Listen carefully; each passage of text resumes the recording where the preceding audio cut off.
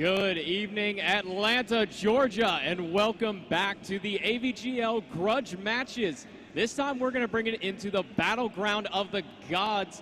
My name is Dreamhack Tucker. Joining me for this lovely evening, it's going to be Anatoly. Feels good to be here back in Georgia. I was in Spain last week for Valencia, but now Dreamhack Atlanta. We got a battle of the South, Georgia Tech against Clemson. You know, this is going to be a good Grudge match.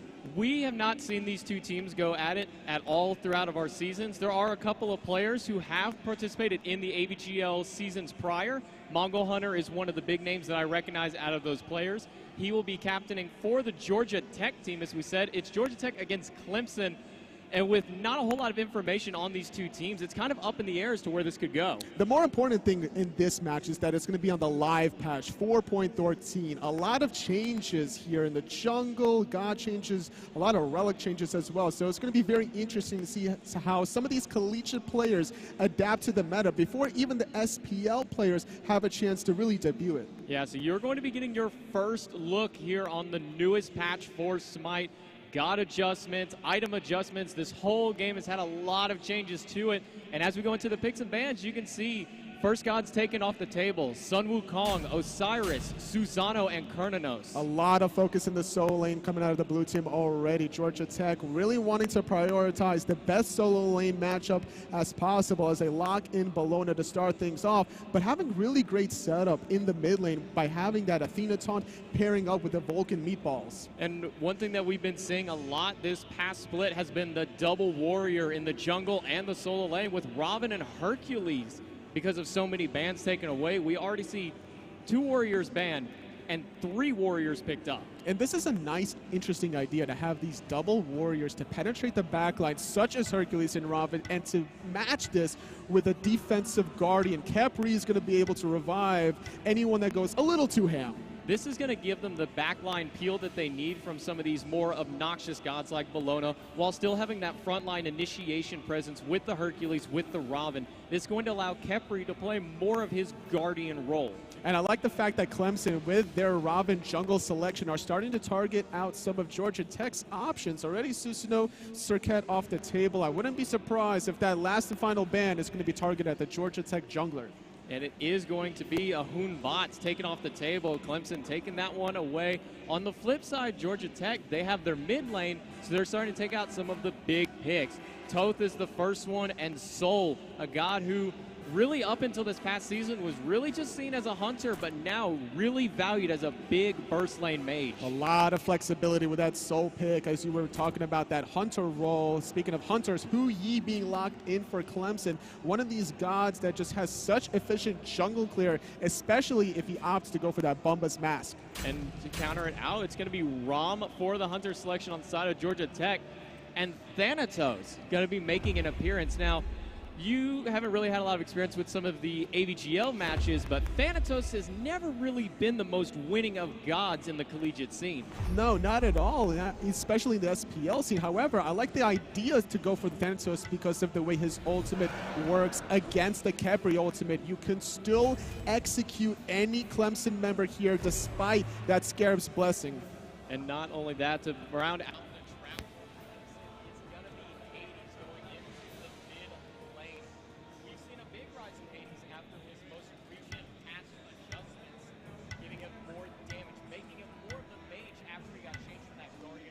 Absolutely, Hades is just one of these nice picks to have in the mid lane, considering you have such a tanky front line with the Hercules and the Robin, the defensive support out of the Capri. Hades can still go this glass cannon option and be that secondary healer, as well as having the Capri mitigate a lot of damage with the Rising Dawn.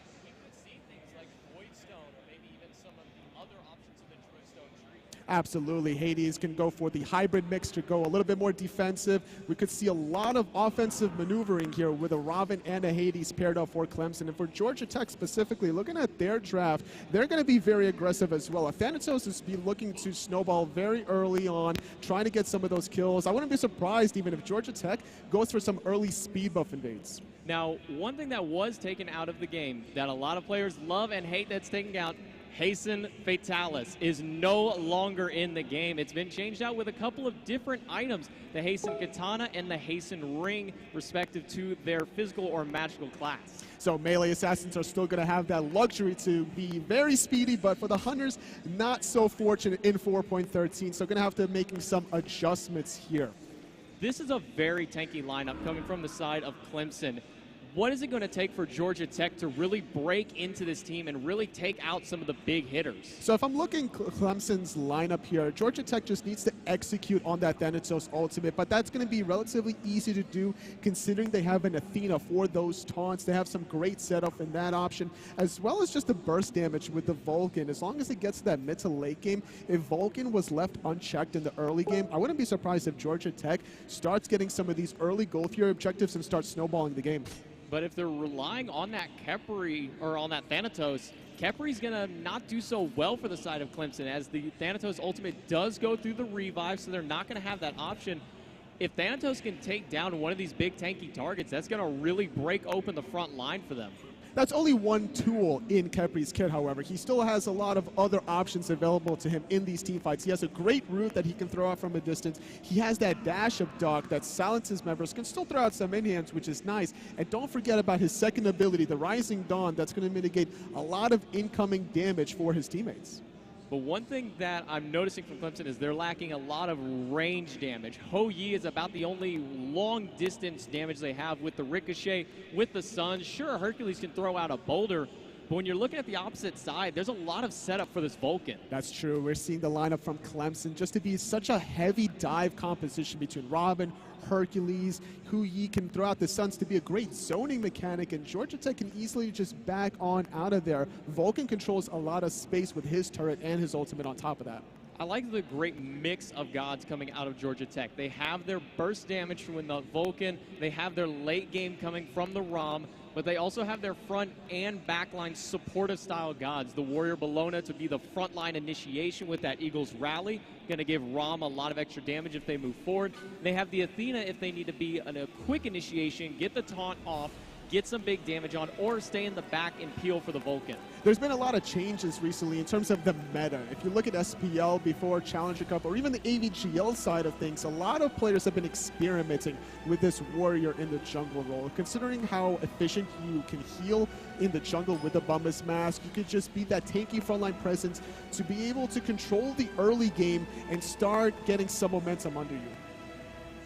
We're about to get into the game here. Georgia Tech and Clemson. This is a two-game set between these two colleges. Like I said, they've never faced off before in the past. We've only seen a handful of the names thrown about, so this is the first time that these teams are going to be clashing against each other. And the first time we're going to see a game here in 4.13 streamed on Twitch.tv, or at least in a competitive aspect. And one big factor already that we can talk about is how the lanes will meet up together. Usually before in the past, it would be the mid lane that would have the waves first. So therefore you would see a lot of these like solo lane ganks and then go back to their lane. But now with every single lane meeting at the 30-second mark, it's a little riskier to sacrifice some farm trying to go for that level 1 gank. And not only that, it would basically force the solo laner to have to go into this teleport where if the gank took a little too long, they could teleport back to the lane. But with them all meeting at the same time now, you don't get that same pressure.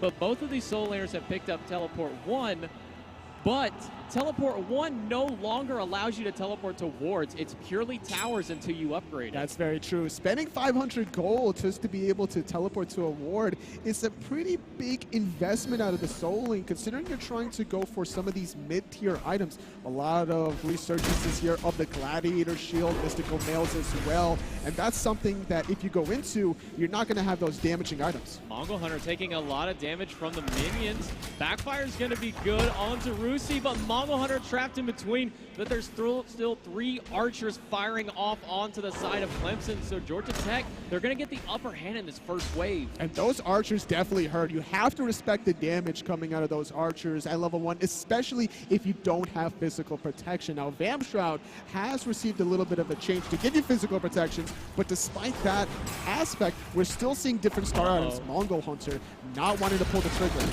Oh, Deadside's going to connect, but the backfire from Galantis is going to expel the first blood for Georgia Tech.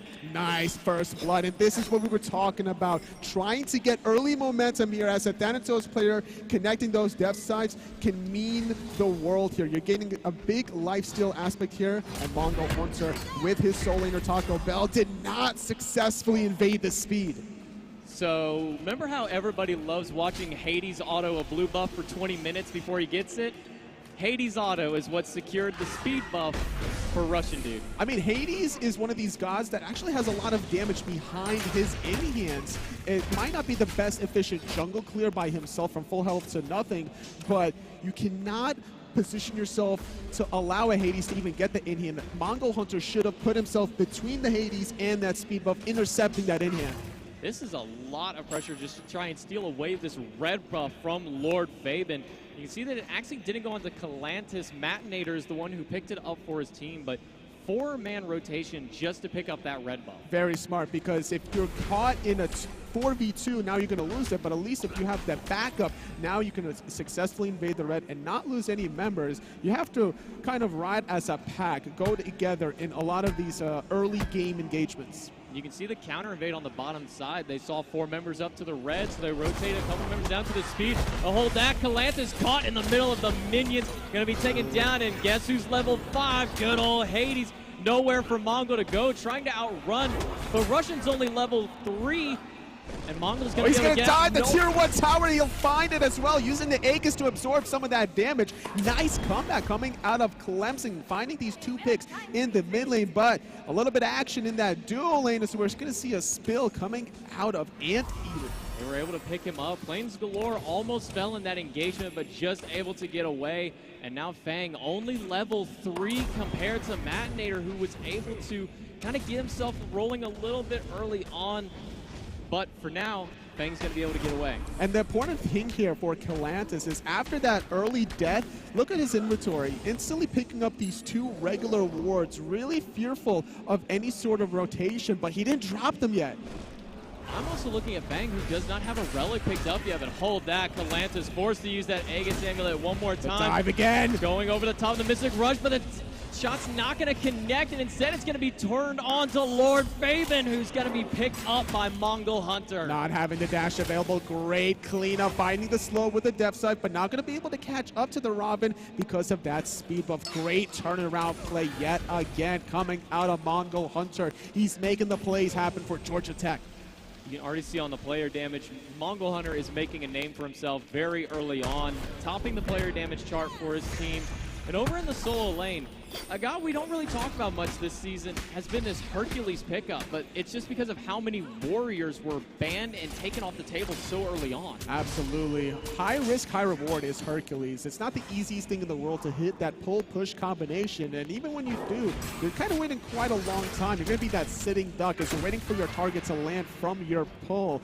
But once you do hit that, you're putting somebody out of position into your own team. And in that mid to late game, once you have a late game Vulcan, a late game Hu Yi and a late game Hades, you're looking at a lot of damage. Going back to bases, Mongol Hunter likely to pick up those boots 3 for himself, get that extra mobility, get that extra damage spike for himself.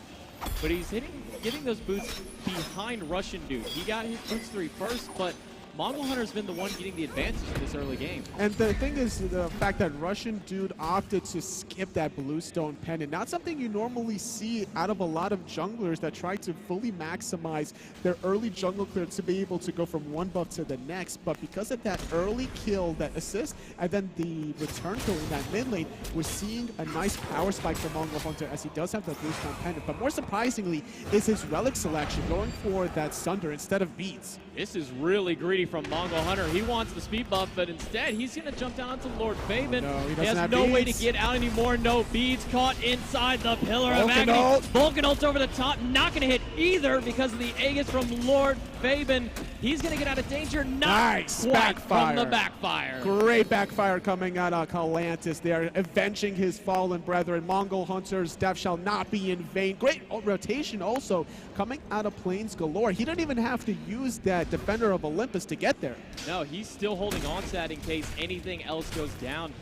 But take a look at what Mongol Hunter has. He has the Sunder for his relic. Instead of going for a more defensive option like a Bracer of Undoing or for something like the Beads or Aegis, he's opted for this very damage-oriented relic. And as a Thanatos, it makes sense because of how heavy hitting your Death Dives are. You use the Sunder Spear, now you're amplifying all incoming damage, and that Death Dive is just going to absolutely melt your health pool. But not only that, by using your hovering Death now offensively like that, you're not going to have any defensive tools to get out of that Hades ultimate until Mongol Hunter hits level 12. Then he could probably look at Purification Beads or that Bracer of Undoing. The combo he's likely looking for is land down on somebody with the ultimate, hit the Sunder, then hit the Death Sight to follow up after. Ganked by Russian Dude into the dual lane, but it's not going to really amount to anything. Matinator's just going to be able to roll away from it. It's good to show your presence, though, whenever your dual lane is struggling a little bit. Death Dive doing a lot of damage and anticipating the dash, trying to cover the distance, but Anteater peeling for his mid laner. Gonna get the Mystic Rush from Russian Dude, but he's not gonna hit anything with the 10-hit Shadow Fist, so he's gonna be able to walk away. They get an ult. Another big Death Side onto Lord Fabian. He's taking quite a bit of poke. Very accurate is Mongol Hunter on these Death Sights. We haven't really talked about the Soul Lane too much here. We're seeing a great advantage for Taco Bell, already finishing off that Mystical Mill, whereas Wombo is still struggling, but struggling against the Hades in mid. He's gonna barely get away, but Mongol Hunter smells blood. He wants somebody, gonna go out down on the Anteater instead, who is the much more viable target for it. And in the solo lane, little Uber Wombo's trying to get away. Taco Bell will be able to pick him up. Great option here coming out of Taco Bell, being able to tower dive that with that Mystic Mail, and all over the place is Georgia Tech. They find a solo kill in that right side lane. They're able to pick off the Kefri, force Hades back, gives them enough time to go for this early Gold Fury. Russian Dude has no way to get in. His Mystic Rush is still down, and Mongol Hunter is going to show his face, tell him this is our Gold Fury. But one thing to remember is that in this patch, the Gold Fury is not worth nearly as much as it used to. Yeah, there's less experience to start for that objective. A lot of teams have been finding ways to really get these early Gold Furies with the Girdle Relic potentially. Sometimes they would go for the Fafnir to get that AoE Coerce, but this time around at 4.13, it's not as rewarding to go for a lot of these early objective plays. You can see on the side of Flames Galore, actually Lord Fabian gonna get another kill onto Calantis. Mongol Hunter, no ultimate, trying to get away. Defender of Olympus to give him the extra protections to get out. But Taco Bell is in the midst of it. Great taunt by Plains Galore is going to save Taco Bell for a while and force Fabian to use the Aegis, but he's going to fall to Taco Bell. Not having Scarabs busted, but look who's behind them. Hercules, he's going to miss the driving strike on Taco Bell, but a nice route coming out of the Robin, trying to chase this down with a speed bump, will do so successfully. It's going to be the Bluestone Pendant that takes him out. The damage from the minions in Plains Galore. Not going to make it out. A double kill for Uber Wombo on the Hercules to try and push his advantage in the solo lane just a little further. Clemson are not down and out quite yet. Georgia Tech, they got the early advantage with that Gold Fury, but Clemson are still fighting into this one. The one issue here that I'm seeing, though, is this disparity in the dual lane, needing to find a kill onto this Hunter. Nice rotation out of Mongol Hunter again. The counter initiation back. Mongol Hunter saves the life of Matinator and is able to pick up Russian Dude, guaranteeing his third kill of the game on this Thanatos. We were talking about momentum for Thanatos, and Mongol Hunter has not stopped any sort of action, even transitioning from solo mid all the way through the dual lane. Saving his Hunter's life was more important than even finding the kill. The fact that he received that kill is just a little cherry on the top. Atlantis a little scared of what Fabian has to offer on this Hades, but Mongol Hunter makes a rotation in, misses the Death Side. So Fabian's going to be able to get away for the time being. Not the end of the world to miss those Death Sides. I want to see more attempts just to throw it out and see what happens, because all it takes is about 2 Death Sides, and then all of a sudden that Hades is at 50% health or less, and then you can easily look for a dive potential with that hovering Death to go through that Scarab's Blessing. So Uber Wombo still hasn't gone back to base to pick up from this silver breastplate. It could be the Breastplate of Valor. It could be the Nemean Lion to pick up to try and counteract against what Matinator is really going to be able to bring for them in the late game. As a Hercules, you're more than likely be looking for that Breastplate of Valor. You're trying to get that 20% cooldown reduction to be able to spam more of your pull pushes to look for nice opportunities to get your team some easy, clean kills, because Hercules doesn't have to overextend for that initial pull. Lance Galore getting aggressive, two-man taunt onto, and Lord Faven's taking a lot, but he's going to get out. But in the solo lane, Mongol Hunter picks up one. First shot's not Third will get it. Matinator picks up the kill for Georgia Tech. He missed the second one, but it doesn't matter because he hit the first and third. And yet again, we just can't talk about Mongol Hunter enough here because of during that action, the mid lane ganking the solo lane, able to find that solo kill. And yet again, another objective goes to Georgia Tech. They're going to put themselves 500 gold richer, up in the gold lead to 3,800, almost 3,900, as well as the experience lead. It's not a lot just yet, but this is starting to slowly trickle out of control for Clemson. Heading into the 12-minute mark, Clemson is going to need to find ways to not allow Georgia Tech this kind of a window opportunity to get these objectives, because like you were talking about, this lead early on is pretty much insignificant, but you can easily double this if you get another Gold Fury, another Portal Demon. But Mongol Hunter, he's not done yet. He's diving with the speed of nice silence. Save! Lord Faven saves the life of his support, who held on to that ultimate, did not waste it on himself. He'll have that for the next fight. For a little longer. Calantis was there to clean up. No Pillar of Agony for the Hades, but he does have to dash to safely get under that Tier 1 tower. Taco Bell using that Eagles rally just to get under the safety of his Tier 1 tower, but he's very difficult to really lock down because of that mystical mail, and it's only up against a level 9 Robin. Faven healing up a lot of damage from the minions. The big power of Hades is that Devour Souls, when you have Blight applied, gives you a lot of built-in healing, especially with this Tier 2 towards Bancross talent. And the more important thing is how you use that Blight. If you can apply the Blight and then use your silence, now you're turning that silence into a fear, which prevents anyone from using abilities, and that's the reason why we saw that initial save of the support under that Tier 1 tower.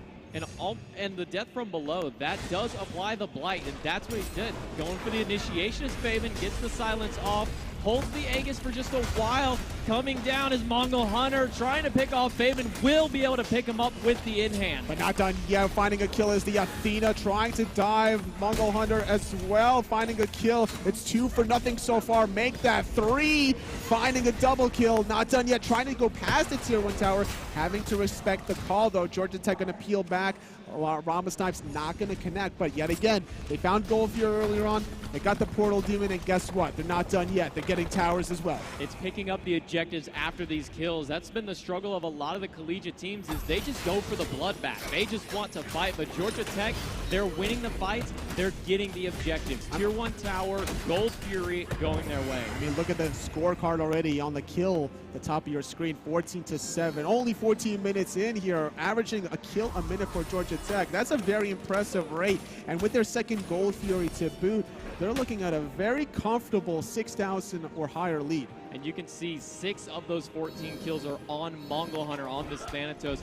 The big call to fame for Thanatos is get through this early game, get yourself ahead, make a name for yourself, so when the late game comes, you have that max level 20, you can execute just about anybody on the map. Having 10 kills participated out of the total of 14 for Georgia Tech, Mongol Hunter has been all over the place. Calantis taking a lot from the Devour Souls. Pillar of Agony not enough to finish him off, and Mongol Hunter with the save one more time will get his mid laner out of danger. Mystic Rush from Russian Dude, but he's 1v3. He's in a really bad spot. He's trying to get away, but Mongol Hunter with a double kill.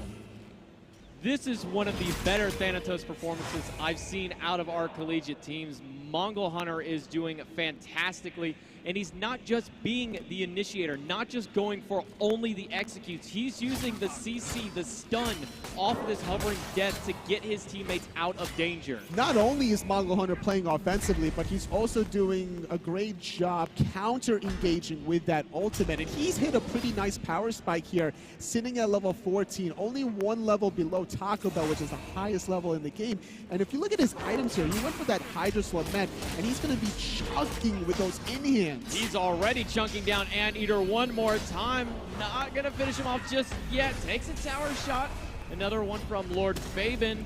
Mongol Hunter's going to be able to get out, but he pops the bracer, gives himself the cooldown, but he's going to back off. Almost barely not able to find the connection here is Wombo onto Mongo Hunter. He does connect onto Vulcan instead, but nice little taunt to prevent the boulder. The silence from Mongol Hunter's good, but the boulder is even better, and Uber Wombo starts this team off strong. Eagles rally to hold Fabian in place, but look who's here. Matinator making the rotation from the duo lane. Nice rotation here coming out of Rama. Athena's not done yet. She went in with 1% health, finding a kill. Calantis Over falls. the top, triple kill for Matinator. He's continuing forward. Fang dives into the middle, going for it.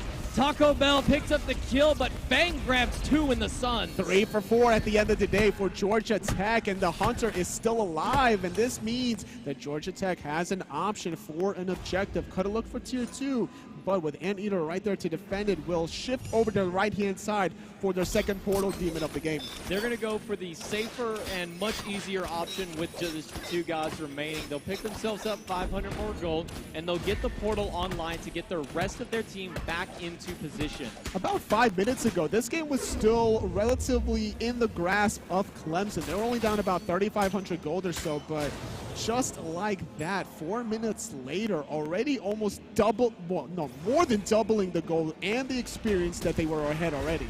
Lord Fabian takes quite a hefty shot from the meatball and the turret. Dunking down his Mongol Hunter. Deathside chunks for quite a bit, but it's not enough. The Matinator spells it. Good Aegis. Great Aegis. The second shot would have definitely connected. Third one was probably not even needed considering the level of the ROM at this point in the game, and the Georgia Tech aggression is non-stopping here. And I like the fact that Mongol is diving this Hades to be able to try to just get him out of the team fight and allow Georgia Tech to go for a 5-on-4.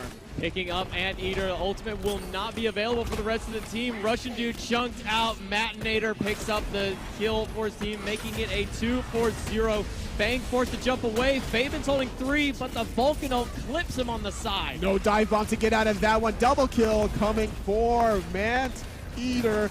Trying to find the mid Phoenix so far, doing a little bit of damage, but only level 17, doesn't have too many items here. Nice little pull, trying to set up the push here, trying to get the Hunter out of the equation. They're so low. Uber Wombo picks up Plains Galore. Taco Bell, the next one to tank it. He's going to pick it up as well. All 3 forced to run away from this tanky Hercules.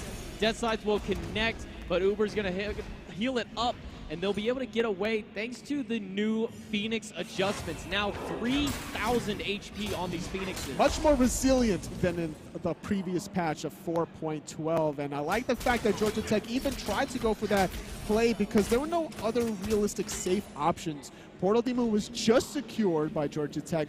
The Gold Fury is not going to be up for a little bit longer anyway, and the Fire Giant, considering that they weren't completely healthy anyway, the last death was on the Capri right after the Tier 2 Tower Siege. I don't mind that play from Georgia Tech. I love the third item option from Mongol Hunter, the Shifter Shield. It's going to give him immense amounts of power, almost 70 physical power when he's above half HP.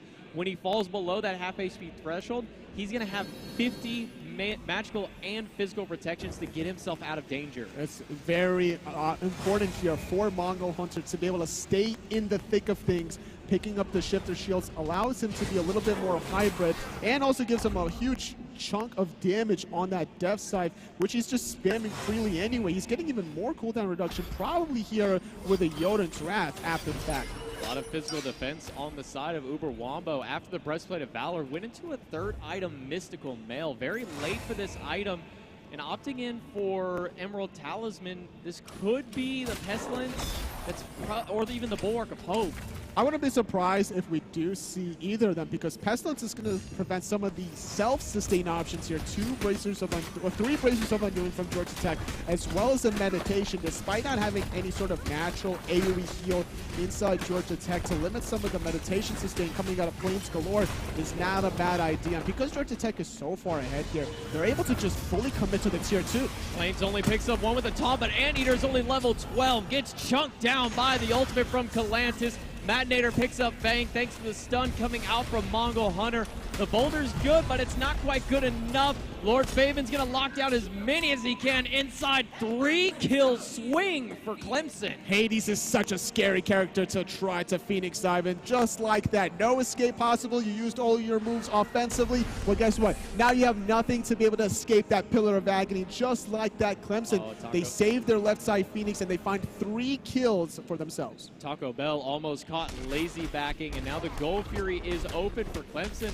Not the biggest of damage dealers on their side, and with Russian Dude as low of a level as he is, it's going to take him a little bit longer to chuck this down, but Taco Bell, they picked up that teleport 3. They're in the back. They're going to try and steal away this Gold Fury. Bludgeon's going to be pushed away, and Clemson will secure it for themselves. He's trying to figure out how to get out of here. He doesn't have that Eagles rally available, but now wanting to fully commit to chasing down this Bologna. Recognizing that Plains Galore was alive with that Defender of Olympus, could easily go into this team fight and help out his Bologna player. I love the pickup from Plains Galore of the Magi's Blessing, since he's been one of the big initiators. Every time he's gone in, Lord Fabian has just used his silence to make sure that he can't be taunted. But with this Magi's Blessing, it's going to allow him to get in, get the CC from the silence, and be the initiation his team needs. Just like that. He's going to be guaranteeing himself a lot of these taunts. That's already been very high tier here. Not only has he been connecting taunts on some squishy targets, but he's also finding Anteater here on the Khepri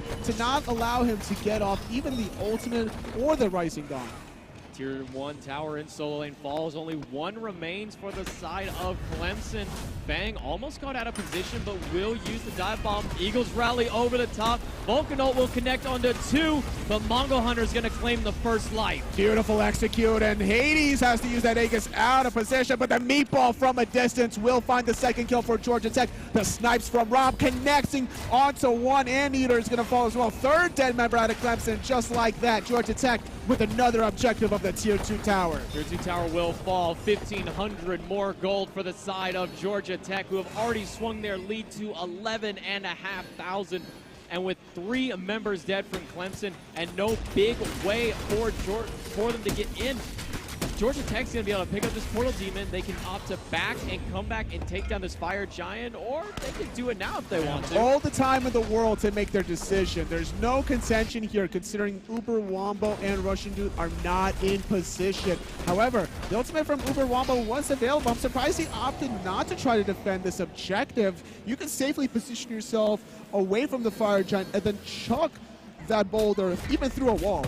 Only problem was he went back to base as they went for the Portal Demon, and with the new change to the teleport, he can't come into any wards yet, and he only has the teleport 1, where Taco Bell bought it for that Gold Fury fight previously so he could get into the thick of things. That's right, and not investing that 500 gold prevents him from doing so. And on top of that, there was no even ward coming out of Clemson around that Fire Giant side. Whenever you're this far behind, it's so difficult to stay on par with an enemy team that has wards positioned all over the map like a Christmas tree.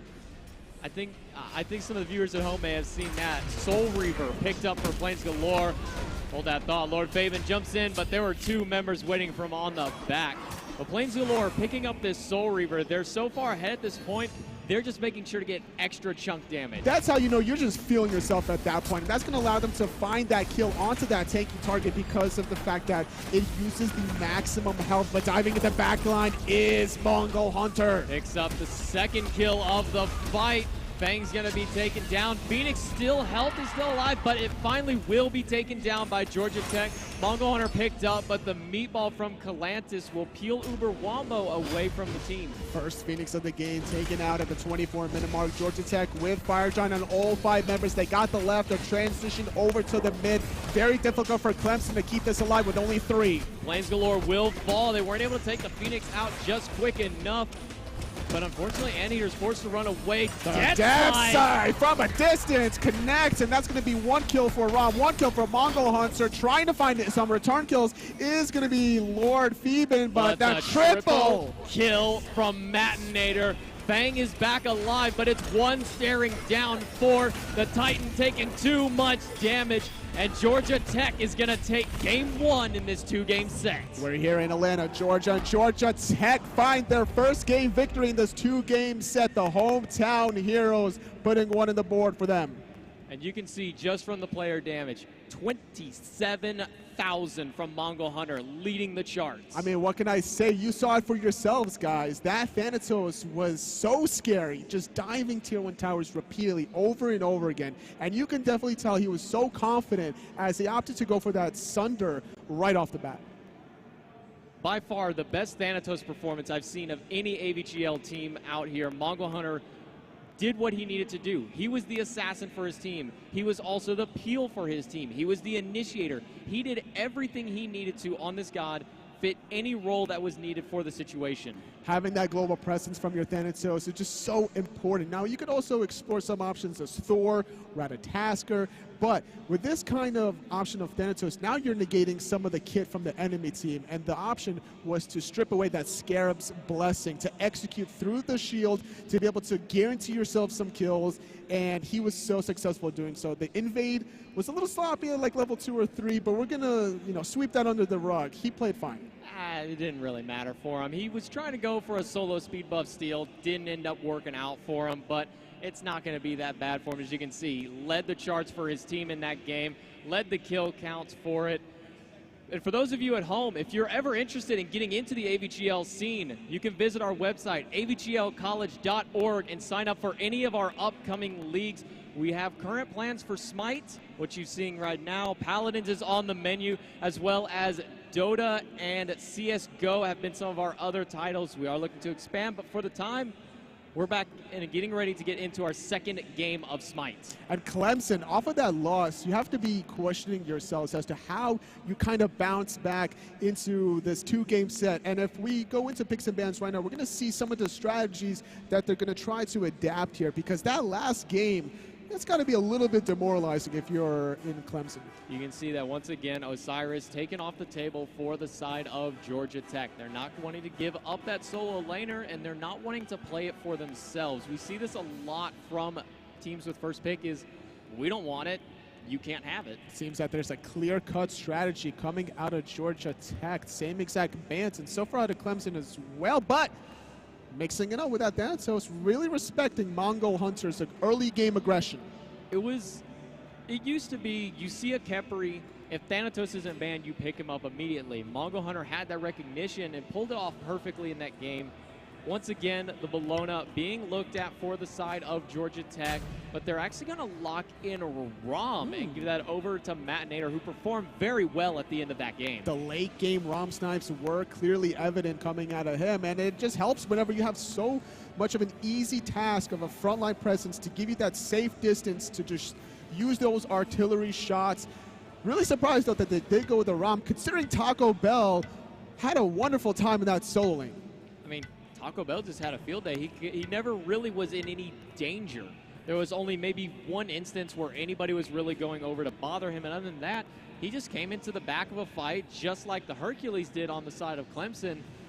But instead of going for the Bologna, they want to get that late game carry quick. And it definitely helped the fact that he got that early solo kill at level 10 once he did get that mystical mail, making it such an easier task to be able to tower dive with the extra physical protections, health, and also the increased damage over time aura. And instead, it's going to be Clemson picking up the Bologna this time around for the solo. Osiris taken off the table. We've seen time and time again, if Osiris or Bologna are gone, you want to pick up the other one. And with the Thor selection coming out of Clemson, they're going to have some global presence this time around. And that's the one factor that they were really missing in that last game. Because if you looked at Georgia Tech's lineup, they had a Rom, Athena, Thanatos. They could be in many places at once if they wanted to. Not only that, they're going for most of what they can for a run back with two of the gods taken on the table. It's going to be a little different for them. Over on the Clemson side, they did pick up that Thor to go into the jungle, and it's going to be the Sun Wukong going over to Georgia Tech. We've seen the resurgence coming out of Sun Wukong because of Gladiator Shield making a comeback here, doing a lot of wonders for a lot of these solo laners that are more spam-orientated with their abilities, considering Sun Wukong has two abilities that have a 10-second cooldown. You're able to proc that Gladiator Shield very frequently, getting more health, more mana back in your pocket, and stay in the laning phase that much longer. Lord Fabian opting away from the all-in option of Hades towards a little bit safer of a goddess. Soul is going to be locked in for very likely that mid-lane position. There's still the flexibility option with it, but her burst damage from Stellar Burst and from the Ultimate Supernova is just too good to value in the mid lane. I would be really mindful if I was Georgia Tech about a Fafnir because of that flexibility you were talking about. If you have a Soul in mid with any sort of traditional physical hunter, now you're looking at that AoE coerce that can make a huge impact in melting some of these objectives. But you can see that Georgia Tech is going to take away the Geb and Medusa in this ban phase. Clemson taking away 4 junglers this time around. Susano, Robin, Thanatos, and Hoon Bots. All jungle role gods taken away. It was all Mungo Hunter. He ran that first game, so obviously Clemson is looking back with maybe nightmares already. They're not even asleep right now, but they're still having some flashbacks about that first game, banning away all of these junglers here. Robin is a little bit of a flex pick, but that doesn't matter. And look at this, Neath. We haven't seen that one in quite a while. We have not seen Neath in a long while, but her most recent buff giving her a flat stun at all ranks for that World Weaver. Now 1.5 seconds, a little bit more valuable in the early game, especially when you only have that first relic online. If you can get to that level 5 quick and abuse it, that could work out for them. I think it's more about trying to synergize some of these global ultimates together. That Anvil of Dawn from Thor, trying to find maybe some kills in either the mid or the solo lane, trying to tip the scales for Clemson. It's going to be the bat out of hell. Kamazot's locked in for Mongol Hunter in the jungle. And Calantis, he did well on the Vulcan, but he's going to show us what he can do on the God of the Sea. Something consistent that Georgia Tech has been doing is out of their jungle, they're not really finding setup for their mid laner, but that's because they're having the Athena for galore. They don't really care about having any sort of crowd control coming out of their jungle. They want pure damage out of that role. We could even see maybe an early Sunder coming out of Mongol Hunter yet again. And you talked about it earlier. While it might be the Neath over in the dual lane this time, the Fafnir was the final lock-in for Clemson. That's going to go over to Anteater, who didn't have the worst play, but didn't have the best on the Khepri last time. It's very difficult to play a Khepri into a Thanatos. Now you have to be second-guessing yourself whenever you use that ultimate. And not only that, it was a lot of Georgia Tech initiating first. Athena on Plains Galore was just always dash taunting, but he was dash taunting the Khepri as well at the same time, so not making it very easy to peel for his hyper carries. And the big thing was Plains Galore had that Magi's Blessing third item. He went for that one as quick as possible to make sure that he could get rid of any potential to be stopped to taunt for his team, make sure he gets the big setups, and now it's going to be an even bigger setup because it's going to be a Kraken instead of a Meatball. I mean, we can see that Georgia Tech really prioritized that Athena to set up their mid laner. It doesn't matter what mid mage they're playing, whether it's the Vulcan in game 1 or now we're going to see the Poseidon in game number 2.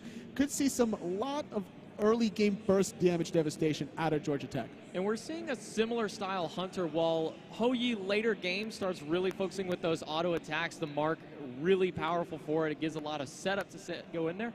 This time with the Neath, they're more ability focused. They're not going to be killing as quickly, but they're going to be hitting very hard when they get to the late stage. I'm expecting a lot of grouping up from Georgia Tech, trying to really take advantage of this Athena yet again. And Fafnir's not one of these gods that's going to be looking to set up very easily. Instead, he's looking for more of these objective plays, trying to find the coerce on either the Soul, maybe the Neath, go into that Draconic form, get the AoE coerce online, get some of these towers off the board or Gold Furies right off the bat. But with the Gold Fury worth a lot less in these early stages, we might not see that AoE coerce heavily favor. We might not see Gold Furies until maybe 8, 9, 10 minutes, where previously it's just about as soon as you hit level 5, you go for these Gold Furies. Absolutely. You're trying to really min-max the potential out of your composition here. Clemson might need to look for ways to bully out Georgia Tech some from these laning phases, and I'm expecting actually this Thor-Neve combination from Clemson to start maybe isolating Taco Bell and not allow him to get that early momentum that he was able to build off of in game 1. They may even look to try and target out Mongol Hunter, who performed so well last game on the Thanatos. But this is a much more sustain-heavy god. I'm expecting an immense amounts of anti-heal coming from Clemson if they want to deal with this god. Absolutely. We're waiting a little bit here as there is a 3-minute delay here for the spectators, but it's going to be a lot of action here for the composition. Clemson trying to make a comeback and get at least one win under their belt in this 2-game set. This is the Battle of the South, the grudge match of Georgia Tech and Clemson. Here at the AVGL, we're all about collegiate esports. If you're in college, this is your place to be if you want to try and make something. If you want to make a little money, come and play in our league. Sign up on our website. We had over 1,100 colleges participating in our last season of the AVGL. And some of these players also for the AVGL, they are also Challenger Cup players. And I believe Chaos was actually thinking about joining the AVGL too. At Stony Brook, was it? I believe it was Stony Brook, but at the time he was a pro player, and we don't allow pro, at least for our Smite scene, we don't allow pro players. We had him for Paladins, but it's because Paladins was such a small league at the time. But getting into this match, what is it going to take for Clemson to take this one away from Georgia and split this down the middle? It's all about trying to optimize this Thor-Neath combination as well as shutting down Mongol Hunter at the same time. So I'm looking at specifically the jungle and soul lane. Taco Bell not having his Bologna compared to game number 1 could see some focus fire into that solo lane. We're getting ready to go into the match. Remember, Georgia Tech took game number 1 over Clemson off the back of Mongol Hunter and Matt Nader's immense amounts of kills. But more than anything, Mongol Hunter and Plains being the big setup and peel for their team. This Athena was just doing wonders for Plains Galore and the rest of Georgia Tech. Those dash taunts were so efficient here, always being able to connect onto 2 targets, and with a meatball to follow up for the knockout, it wasn't very easy for Clemson to stay orientated together as a cohesive unit. Once again, looking back at Russian Dude, we talked about it last time where he went for rushing the boots as opposed to picking up something like a Bluestone or a Death's Toll on the Robin. Once again, only going for the Bumba's Mask and the boots 1 on the Thor this time around. I don't mind it on the Thor, considering that he just has a lot of damage in his kit.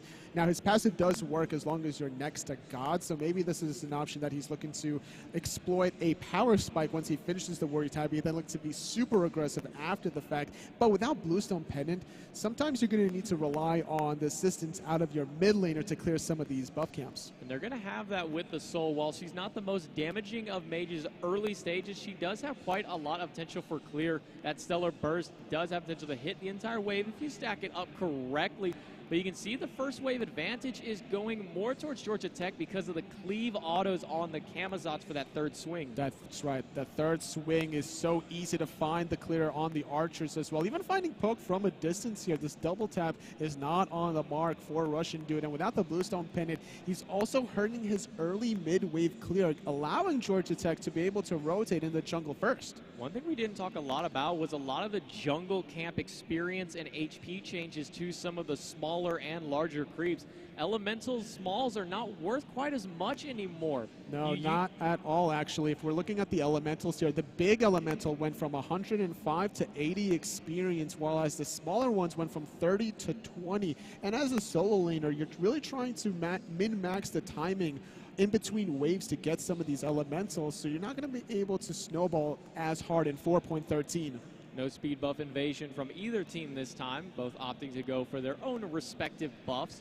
In the solo lane, Taco Bell getting the better end of Uber Wombo, used that Ox Stun to knock him out of the bludgeon. Great idea there, just to shut down that damage and able to hit the wave at the same time, positioning himself behind the melee units. If we're looking at the relic selection, hold that thought mid lane, going to see a little bit of poke from Russian Dude, nice option there, but relic selection for those 2 soul laners. Taco Bell not investing into the teleport, realizing that it just wasn't effective from levels 1 through 11, going for the Bracer of Undoing, trying to stay laning phase as long as possible. Might need to use that Bracer pretty soon as he's getting very low, taking a lot of poke. Level 4 is Taco Bell. Going to use that Master's Will, but it's not going to be enough to drop Uber Wombo just yet. And yet again, a 4-man rotation here. Nice little communication from the Poseidon to be able to say, hey, here comes some action. Lord Faven forced to use that Aegis Amulet, but he's in the middle of the entire team. Jump is not going to connect with a couple more autos, but Russian Dude is actually going to be able to want to pick up first blood for the side of Clemson. Despite the purification beads being used and the Aegis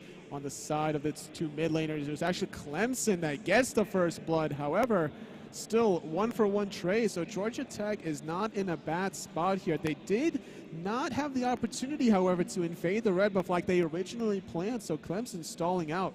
Taco Bell not able to steal that blue buff away from Uber Wombo. He'll be able to pick that one up for himself. But now with both solo laners level 5, it's going to come down to who gets the better end early on. Eagles Rally already used. but he's going to go up into the cloud, and Taco Bell is just going to heal himself up. Trying to do some damage, returning back with a little bit of health. Not too much mana. Avoiding the Scourge. He's going to find the cudgel through the wall. Bluestone Pendant, not enough. He's going to be able to get away with the tiniest amount of HP, but Taco Bell's not going to let up. You can see him chasing down. Only needs one good ability. The Bird's going to be good, not the Tiger Stun. And it's going to be the turnaround. Just Taco over Bell. Commitment here coming out of Taco Bell. It was a nice idea to chase down the balloon out of the lane, considering that she already came back after that teleport. She picked up the tier 2 boots, so having a little bit more mobility, slightly more power than the Sun Wukong player, but after the over-aggression off the Eagles rally, he was able to turn around with an AoE clear from that Cudgel Master Will combination. Clemson playing very well into the aggression of Georgia Tech. It's been nothing but we want to invade, we want to get this kill, and Clemson's been punishing them at every opportunity. In this duel lane, however, rolling in very aggressively, trying to punish the Neath player here. Fang needs to be careful here, but into the sky, needs to find 3. 2 shots is all it's going to take to get him. Matinator picks up his second kill this game. Second one was on to Fang, but his first one he got on Lord Fabian during that 4 or 5-man skirmish. That is a very important pickup here, because now you're shutting down some of the Neath potential. Neath is one of these goddesses in the Hunter role that doesn't necessarily thrive in the late game, but hold that thought. Russian dude trying to find a rotational play, but he's not able to really stun down Rom. It was an unfortunate death for Fang as he didn't have enough gold for his boots 3, but hold that thought. The counter rotation from Mongol. The bats and the leap will connect, but it's not enough to take down Russian dude just yet. Bat out of hell, 2. Second swipe. Bluestone's going to get him before. Kraken. And the Kraken onto Anteater will be the death of the support. And a beautiful meditation as well in the solo lane. Not done yet with the action from one side of the map to the other. Taco Bell sustaining back up, dives back in. Decoys absorbing some of these hits. Bludgeon is going to hit as well, and the Master's will connect. The bracer from Taco Bell used to get his cooldowns, but the supernova used from Lord Fabian is going to get the counter kill back. Clemson has once again gotten something off of nothing. Great counter rotation from Fabian, being able to find the supernova and the stellar burst for the cleanup kill onto the solo lane here, and this is going to respond pretty nicely here. The lead is starting to slowly build up for Georgia Tech. More than 2,000 experience, more than 1,000 gold, but look at the net worth here. Because of that first blood, Lord Fabian is topping the charts. Look at what Anteater has gone on to very early on, has opted completely away from finishing boots and is instead looking at a Shogun's Kasari. Absolutely. You already give a lot of attack speed with your Coerce. Why not amplify that some more with a Shogun's Kusari? Barely able to escape. Plains Galore using that Defender of Olympus defensively. Going to be able to get out of danger. And you can see Plains Galore hasn't opted into any kind of boots just yet. Instead, has that meditation and just the Watcher's Gift. Well, let's see. Going to actually get by a full tank boots going back to base, as well as 2 tier 1 items. Really trying to optimize some power spikes here. Not too optimal here. Trying to stack a lot of physical defense is a nice idea, considering that Thor is going to be a pain in the neck here, especially in some of these larger, crowded team fights. The more players there are, the more physical power Thor gets, so therefore trying to stack that protection. And despite the changes that we've had from the Vampiric Shroud, you can see both mid laners have picked up the Soul Stone instead. Now, one thing that I like about Soulstone is on gods who use more than one ability to clear the wave, because you get that bonus power on all abilities during the duration. Most of these gods really only need one. I could see Calantis going with it for the Whirlpool and then the Tidal Wave after. And not only that, you're also looking at some of these team fights. The taunt is going to be used during the Disabrate in the sky. It's Russian dude landing down in the mid lane. Fafnir going to go into the Draconic form. Meditation being used, and here comes Uber Wombo. Plains Galore going to be the first to fall in the bat out of hell, trying to get Lord Fabian. Going to use the cloud from Taco Bell. Kraken's good in the back. Taco Bell's going to claim one. Mongol claims the second one, but the Whirlpool from Calantis is going to make sure to keep them in the back. Taco Bell in the back, trying to find some connections here. He's going to find the Cudgel and the Master's Will, but not committing with a dive yet. The Bluestone Pendant was all that was needed. We're going to see also a dive here from Matinator on the wave here. Nice idea to be able to group up with a rotation, and just like that, it was a 2-for-1, but it became a 4-for-1 at the end of the day. I think what it came down to there was Mongol Hunter kept himself in that fight as long as he could. Knew that he had the protection from Taco Bell in case anything crazy happened, he was sitting at 5 HP for most of that fight. The meditation yet again from Plains Galore coming in clutch, and Georgia Tech able to find their first goal fear of the game almost at the same exact timing, I believe, from the first game, around this 8-minute mark. Yeah.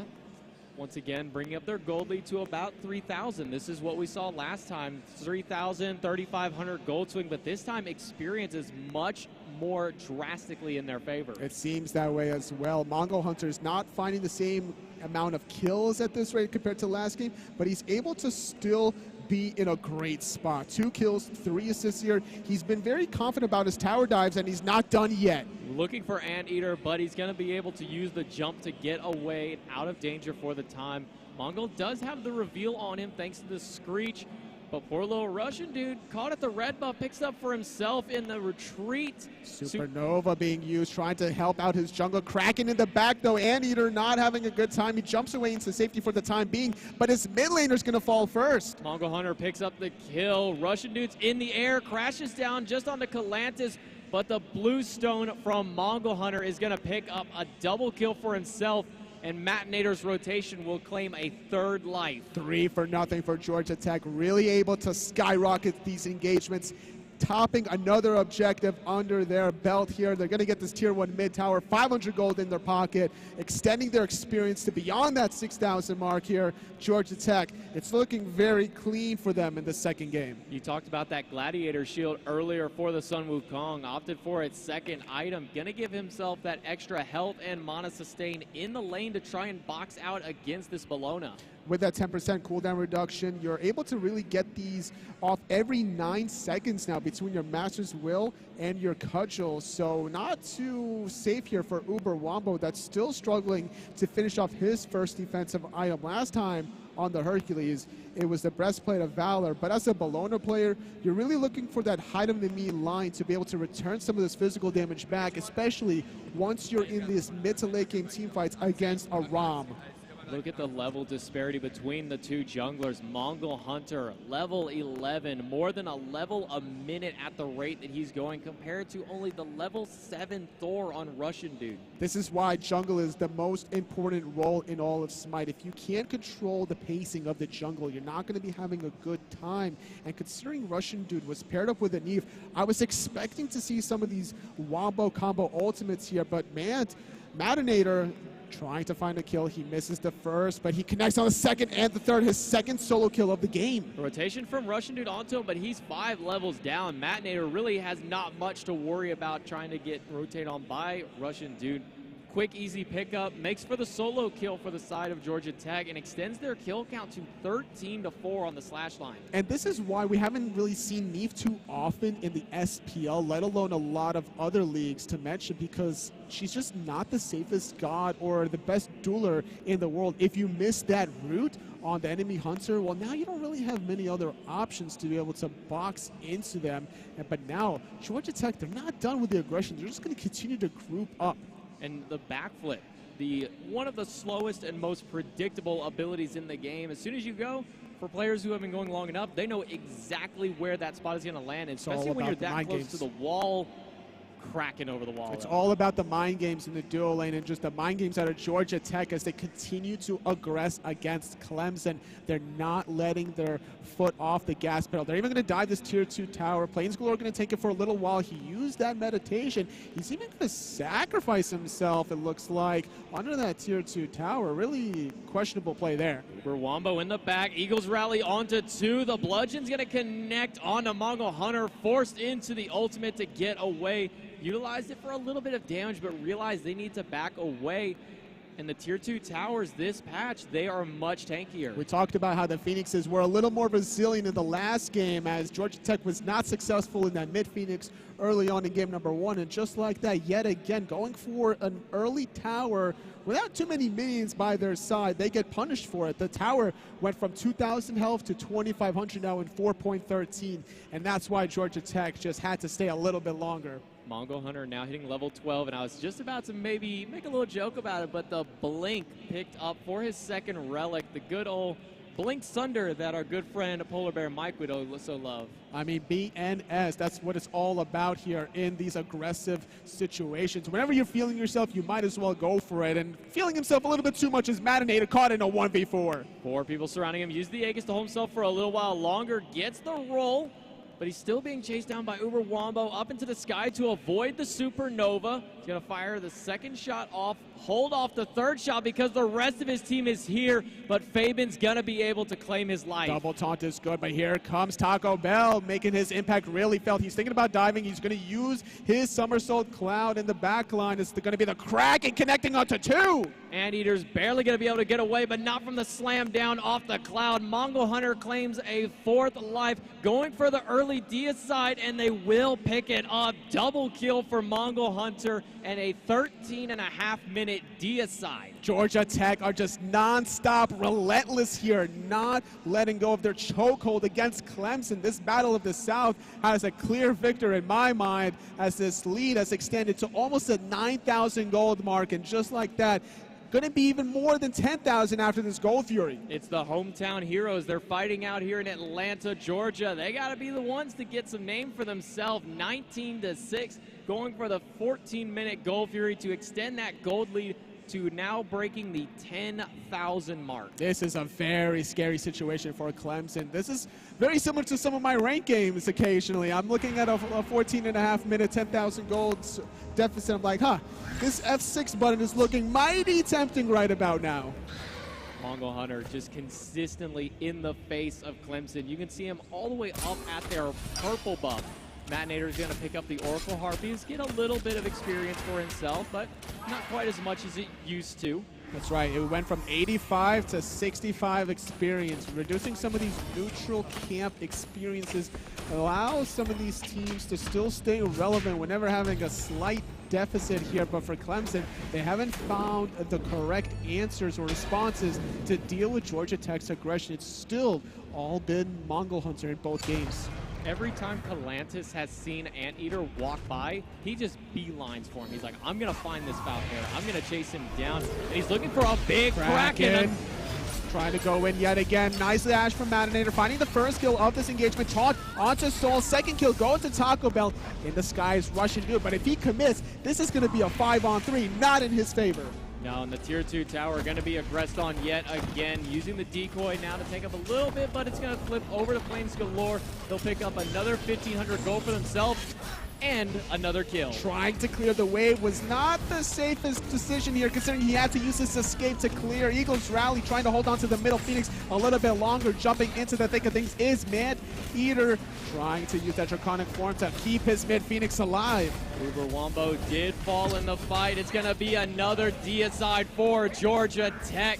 Taco Bell picking up his 6th kill of the game. Mongol Hunter 9-0-10.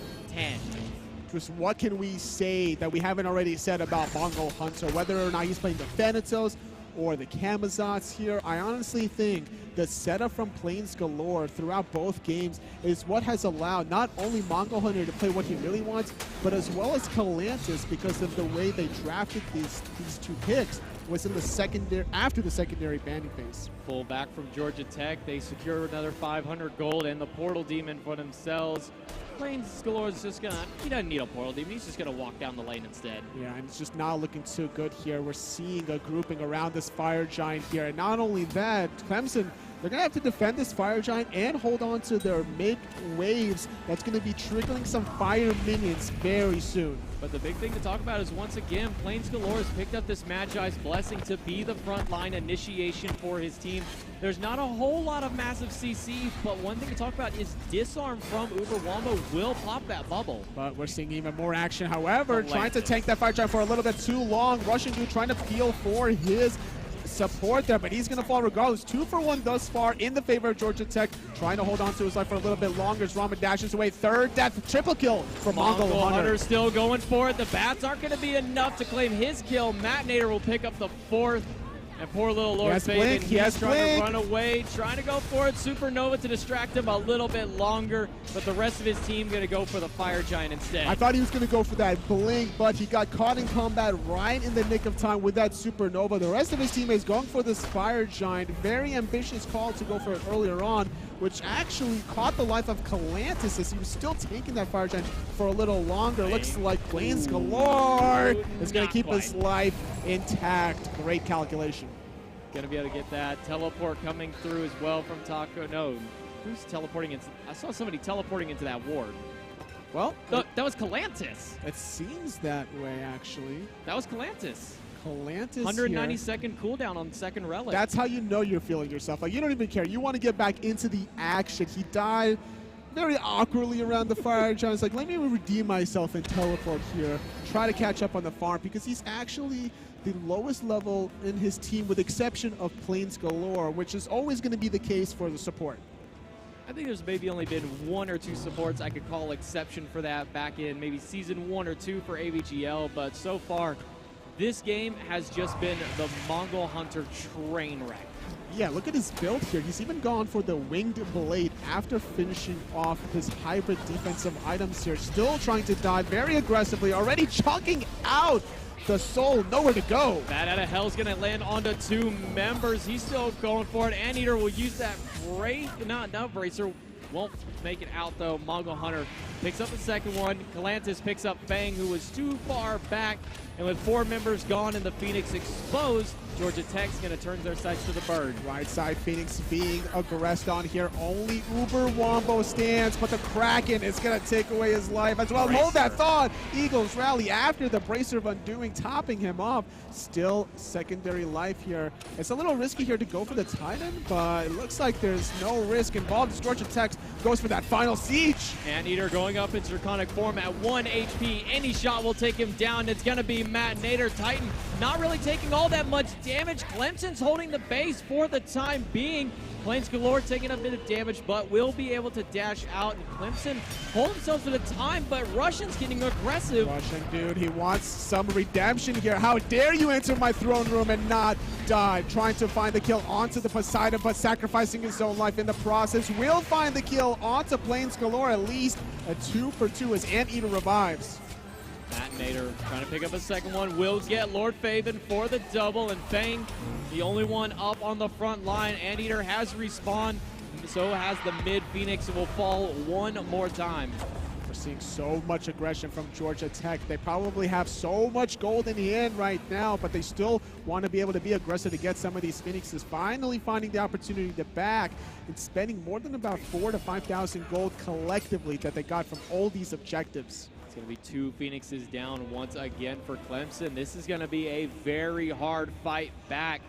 Gold difference is upwards towards 18,000 in favor of Georgia Tech. It's not looking too good on the side of Clemson here. You have to be scratching your head like, what went wrong for us? I mean, we look at the team composition. They had the global presence between the store and Eden.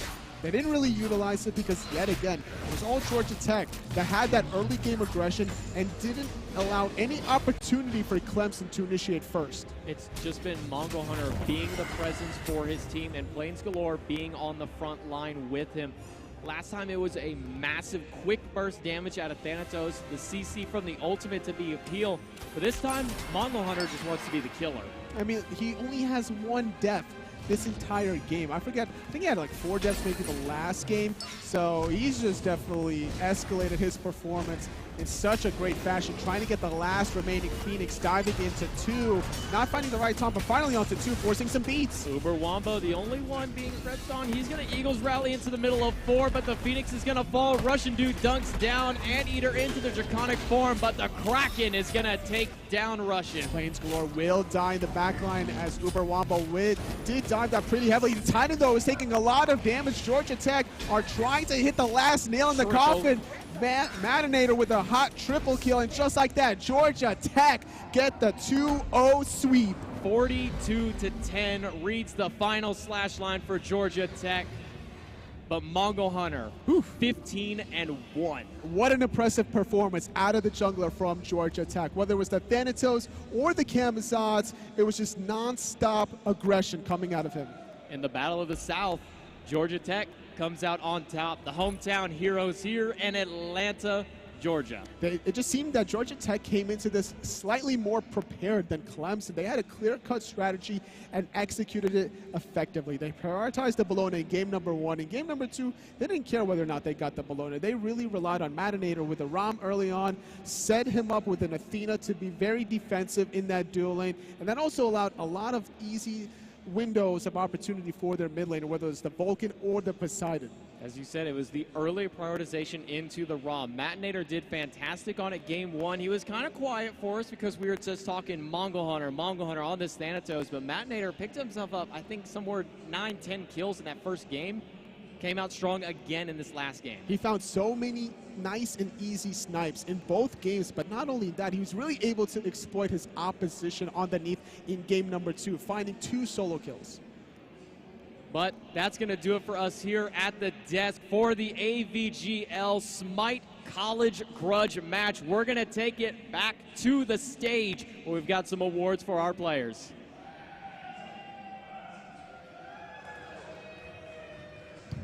Another 2-0 victory, and it closed out by none other than the hometown heroes of Georgia Tech. You get this nice chalice to take this home. I'm joined here by Mongol Hunter. How's it feel? Feels pretty good. I had a lot of fun up on the stage. You particularly pumped out some huge numbers there at the first 2 games, breaking double digits in both of them, and actually receiving very few deaths just across the board on all of it. Are you usually the primary carry for your team, or is it just a special on day for you? Yeah, I think I like the carry jungles. I really like to just drive their team. All right, so you may not be aware of this, but you actually ended up